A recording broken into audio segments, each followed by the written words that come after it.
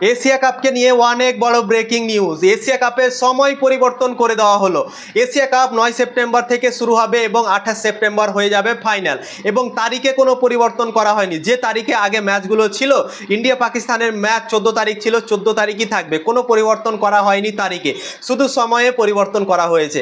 ACC আগে যে শিডিউলটা ঘোষণা করেছিল সেই শিডিউলে রাত 7:30টার সময় ম্যাচগুলো শুরু হওয়ার টাইমিং রাখা হয়েছিল, এবং 15 তারিখ 15 সেপ্টেম্বর শুধু দুটো ম্যাচ আছে, মানে একদিনে দুটো ম্যাচ একদিনই আছে পুরো এশিয়া কাপে, এবং সেই একদিনে দুটো ম্যাচ রাখা হয়েছে। তো গরম অনেক পড়ে গিয়েছে ইউএইতে, তো একটা ম্যাচ 4টার সময় রাখা ছিল এবং সেই ম্যাচটা 4টার সময় ছিল, এবং সেই ম্যাচটাকে 5:30টা টাইম করে দেওয়া হয়েছে, এবং দ্বিতীয় ম্যাচ 8টার সময় শুরু হবে 15 তারিখে।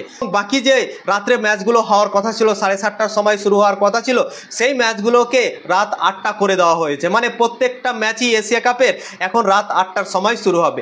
একমাত্র কারণ ওই যে বললাম, গরম অনেক পড়ে গিয়েছে ইউএইর মাঠে, এবং ইউএইতে এখন এতটাই গরম পড়ে গিয়েছে কি খেলাই মুশকিল হয়ে যাচ্ছে। তো তাই জন্যই যতটা রাত হবে ততটা ভালো প্লেয়ারদের জন্য, প্লেয়ারদের সেফটির জন্য। তো তাই জন্যই এই ফেসলাটা নেওয়া হয়েছে। তো এশিয়া কাপ 9 সেপ্টেম্বর থেকে শুরু হবে এবং 28 সেপ্টেম্বর হয়ে যাবে ফাইনাল। তো 9 তারিখ থেকে নিয়ে 28 তারিখ অবধি প্রায় 8টার সময় সবগুলো ম্যাচ তোমরা দেখতে পেয়ে যাবে। 7:30টার সময় একটাও ম্যাচ এখন আর শুরু হবে না।